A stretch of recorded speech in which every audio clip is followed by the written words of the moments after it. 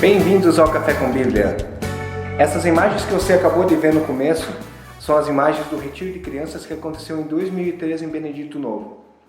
Esse retiro acontece com um grupo de voluntários que se dispõe pelo menos a uma semana do mês estar servindo a Deus dentro do trabalho com crianças, que acontece desde uma cozinha até estar cuidando mesmo das crianças ou cuidar da manutenção do local. E sabe com quanto dinheiro é feito um retiro desse? O trabalho é todo voluntário.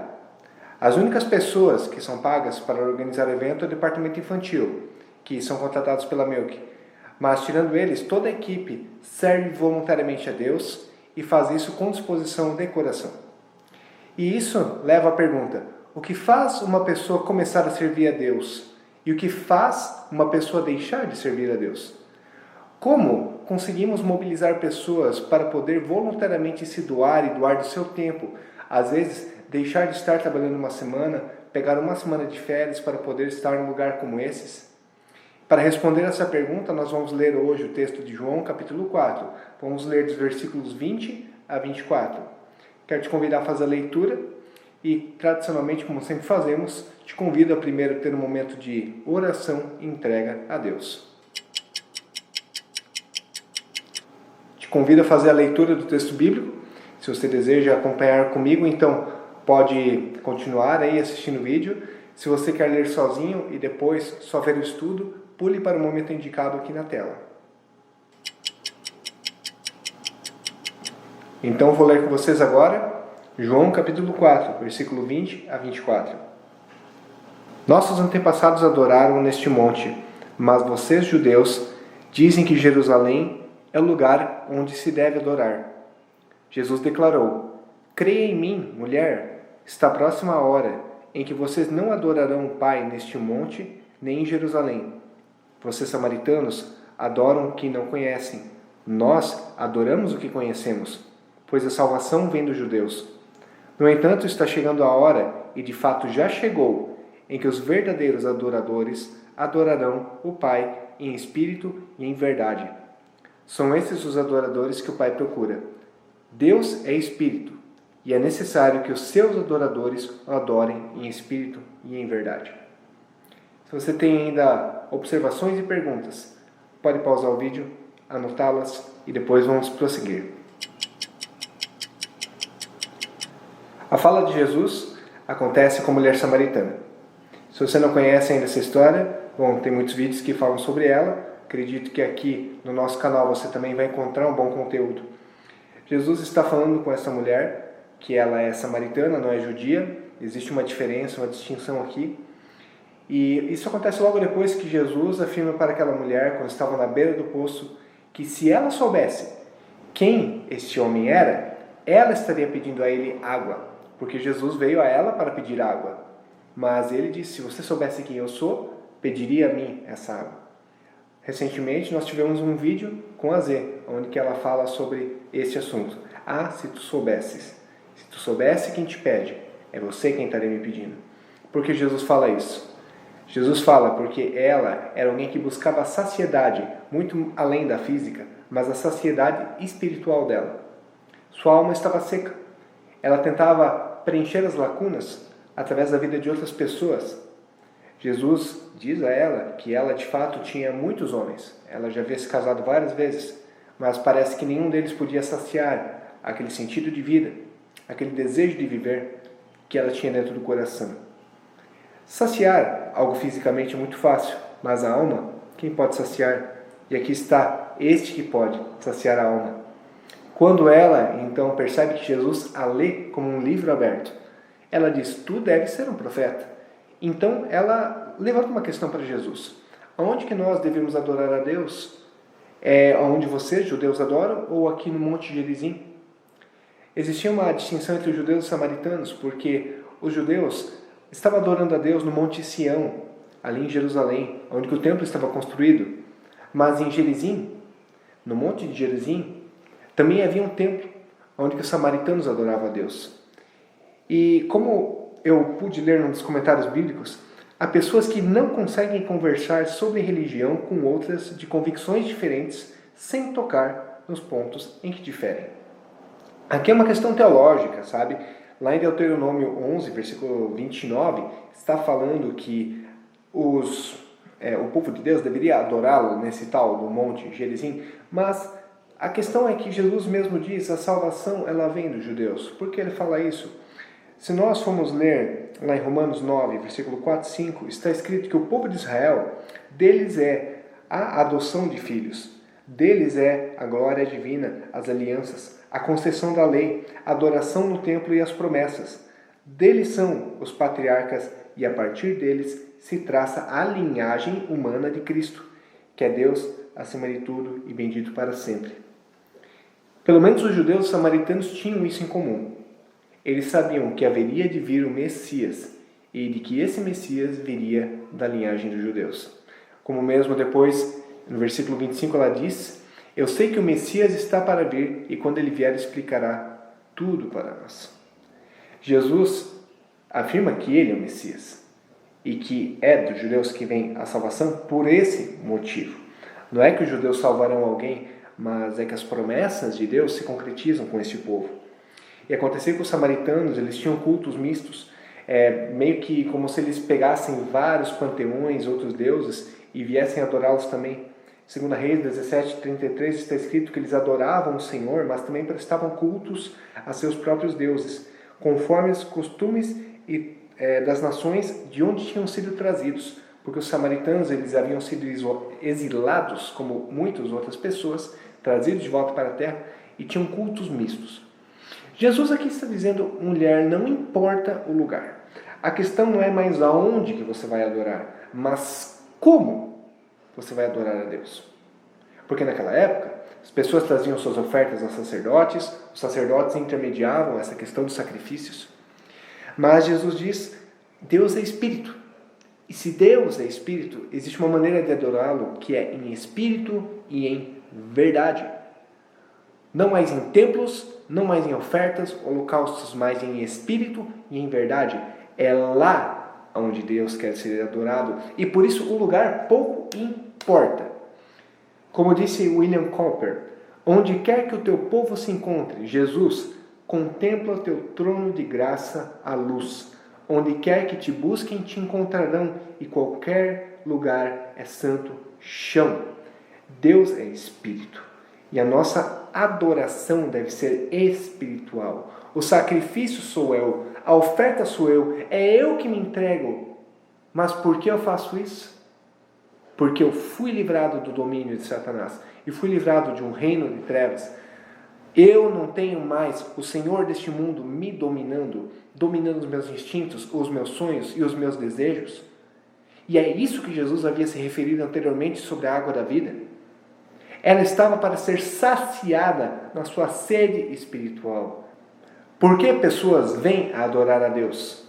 Se na Bíblia está dizendo que Deus é adorado em espírito e em verdade, significa que houve uma mudança no interior de uma pessoa, de uma condição. Não é mais o Senhor do mundo que é Senhor sobre ela, mas o Senhor sobre este mundo, o Deus de toda a terra, o Messias, o Cristo, o unigênito. É Ele quem passa a governar a vida da pessoa. Por isso a adoração ela acontece em espírito. E em verdade, porque ela não pode ser contraditória, falsa, mentirosa. O que é visível, as atitudes de uma pessoa, são definidas por aquilo que é invisível, por aquilo que é interno, por aquilo que está dentro de nós. Por isso é dito que a adoração ela começa no coração, é lá no Espírito, é lá no nosso interior que o Espírito Santo habita. E é ali que ele começa a trabalhar. E aí o nosso exterior vai mudando, as nossas atitudes, as nossas palavras, porque nós temos perto de nós o nosso mestre. E aí está uma palavra que eu acho linda. João 12:26 diz, onde está o Senhor, está o servo. Para ilustrar isso, a Bíblia fala muitas vezes de que desse exemplo do Senhor e do servo, para nós ele não faz tanto sentido. Nós não temos servos, mas naquela época era muito comum senhores terem servos. E o servo ele era realmente um escravo, ele era alguém que pertencia à casa. Mas não o escravo simplesmente aquele que ficava do lado de fora, ele fazia parte da família. E aonde o Senhor estava, o servo vinha atrás andando. Ou seja, o servo sempre estava ali para atender o seu Senhor no momento que o Senhor chamasse e lhe ordenasse a fazer alguma coisa. E aqui Jesus diz, quando você está perto desse Senhor, você obedece aquilo que Ele tem a dizer a você. Mas por que você faz isso? Porque você é escravo dele. Escravo tem uma conotação muito negativa para nós. Mas sabe que os escravos naquela época, na época de Jesus, todo o subsídio deles dependia do seu Senhor. Lugar para comer, para beber, para dormir, segurança pessoal, tudo isso era cedido ao escravo. Se o escravo tinha um bom senhor, ele era muito feliz, porque ele vivia nos domínios de alguém que era bondoso e amoroso. E Deus é o Senhor dos senhores, amoroso, bondoso. Por isso que quando nós fomos comprados pelo sangue de Cristo, e aqueles que vêm a crer no Evangelho são transformados e neles habita o Espírito Santo, eles fazem o que fazem como um reflexo daquilo que tem recebido de Deus. Um escravo é reflexo daquilo que recebe do seu Senhor. Se recebe do seu Senhor caridade, ele dá caridade. Se recebe amor, dá amor. Se um servo recebe do seu Senhor respeito, ele trata com respeito. Se recebe honra, ele também honra. Por isso, adoração e serviço estão intimamente ligados aqui. Eles fazem parte da mesma coisa.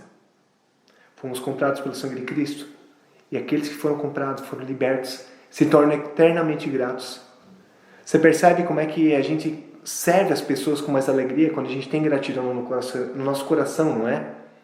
Vamos imaginar que uma pessoa, ela te fez uma coisa muito boa. Você quer retribuir, quer dar um presente, quer fazer uma coisa por ela. É assim que se sente o cristão. Sabe por que aquelas pessoas que eu citei no início do vídeo, nem vou citar aqui o pessoal da nossa comunidade, porque eu acho que fica muito perto, posso acabar até sendo injusto, mas aquelas pessoas eu já tenho uma certa distância, né? Mas as pessoas lá no início daquele vídeo, muitas delas vêm e voltam todo ano nesse retiro de crianças, não porque alguém as obrigue, não porque elas ganhem alguma coisa com isso, mas por gratidão. Porque elas têm o Senhor Jesus como Senhor das suas almas e de suas vidas e elas querem servi-lo. Não importa se tem que limpar vômito de criança de noite, não importa se tem que ficar acordado até mais tarde porque a criança não consegue dormir, não importa se é desgastante, você passa o fim de semana inteiro quase em coma, de tão cansado que você fica. Quando Deus preenche teu coração, você quer agradecer Ele. Você quer demonstrar alegria. Essa é a resposta da primeira pergunta. Por que alguém vem a servir a Deus? Porque foi preenchida com seu amor. Recebe dele todas as coisas. A sua alma é satisfeita. E Deus faz com que essa pessoa abunde em dons, em serviço, para que ela possa glorificar o seu nome, fazer o seu nome conhecido. Como está escrito lá em Romanos 12, versículos 6 a 8, nós temos diferentes dons de acordo com a graça que nos foi dada. Quer dizer que Deus repartiu seus dons para seus filhos, para os seus servos. Se alguém tem o dom de profetizar, use-o na proporção da sua fé. Se o seu dom é servir, sirva. Se é ensinar, ensine. Se é dar ânimo, que assim faça. Se é contribuir, que contribua generosamente. Se é exercer liderança, que a exerça com zelo. Se é mostrar misericórdia, que faça com alegria. Quem recebeu de Deus um dom, e a Bíblia fala que todos nós, aqueles que vêm a crer no Evangelho, recebemos pelo menos um dom de Deus, aí você pode ler aquela parábola dos talentos, né? Do Senhor que encarrega aos seus servos vários talentos. Que eles usam na proporção que foi dada e fazem multiplicar ainda mais. Por quê? Porque Deus nos capacitou para isso. Deus nos dá dons e talentos para que nós possamos fazer multiplicar o Evangelho pelo mundo. E Deus faz isso porque Ele ama a sua criação. Ele quer resgatar pessoas para si. Por isso, quando nós somos convertidos e nos tornamos filhos de Deus, nós temos o nosso Senhor do nosso lado, estamos prontos a obedecê-lo. E de que forma nós obedecemos?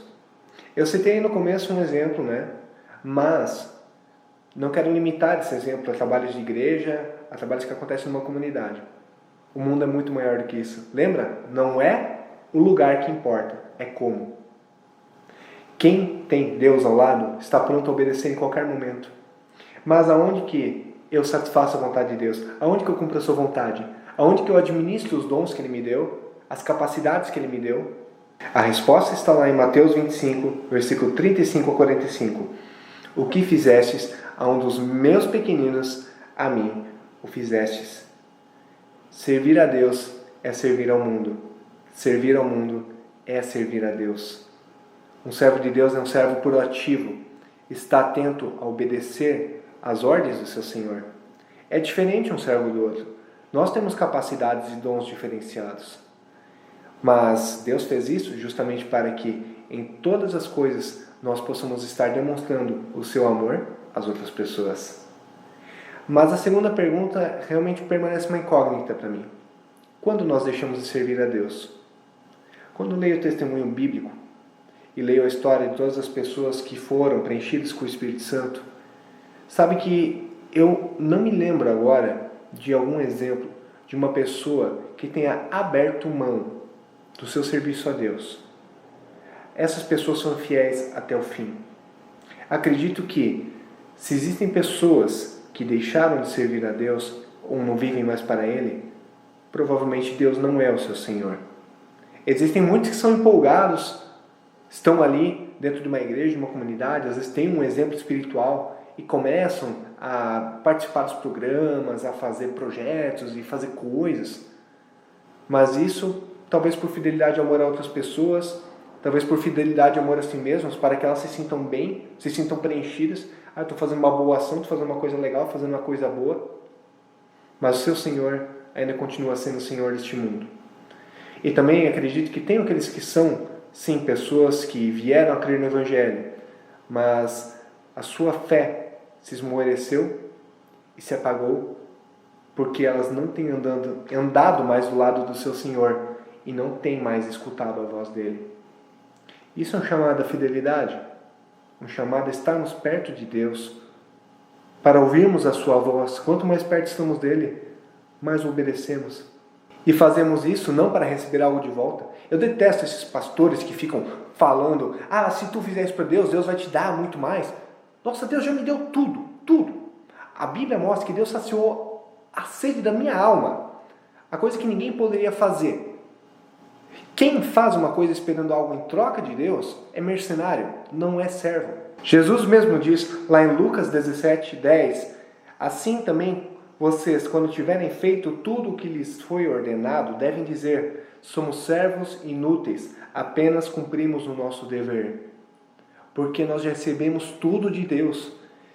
E comparado ao que Deus nos dá, ao que Ele nos deu, o que eu faço por Ele, seja abrir mão de um fim de semana, seja abrir mão de uma hora de sono ou de qualquer outra coisa, eu faço porque eu recebi desse Senhor. É reflexo da gratidão que eu tenho no meu Senhor. Se eu tenho motivos para agradecer, vou servi-lo de todas as maneiras que eu puder, em todas as áreas que estiverem ao meu alcance, mas também de acordo com os dons que Ele tem me dado. Deus me deu dons. Deus deu dons para você. O que falta a você para servi-lo com alegria? Se você está se sentindo até desmotivado muitas vezes, pensando: o que será de mim, o que será da minha vida? Quero te deixar um versículo final, está em 1 Pedro 4:10. Cada um exerça o dom que recebeu para servir os outros, administrando fielmente a graça de Deus em suas múltiplas formas. Quando você tem um abatimento espiritual na tua vida, é provavelmente porque tu está focando as tuas forças no lugar errado. Quando nós servimos a Deus, existe muita gratidão. Pelo menos voltando àquele exemplo do começo, as pessoas que saíram do retiro de crianças, elas saíram extremamente gratas porque fizeram a obra de Deus. Às vezes nós, por nos afastarmos da obra, acabamos nos desanimando, porque as nossas forças estão sendo focadas em coisas mundanas, em coisas que talvez não são tão importantes, em coisas que não edificam para o crescimento do reino. E aí Deus te chama de volta a servi-lo. Quando você o serve, você está colhendo para si também os frutos do teu serviço. Se te falta fidelidade, se te falta força, se falta ânimo, volta para a palavra, volta para o Evangelho. Vem entender de novo o que Jesus Cristo fez por ti. E sirva a Deus. Faça o serviço dele. Aonde você está, não importa. Como? Em espírito e em verdade. Condizente com aquilo que tu aprende, com aquilo que tu sabe e com o que Deus tem colocado no teu coração. Deus te abençoe. E tenha um bom fim de semana.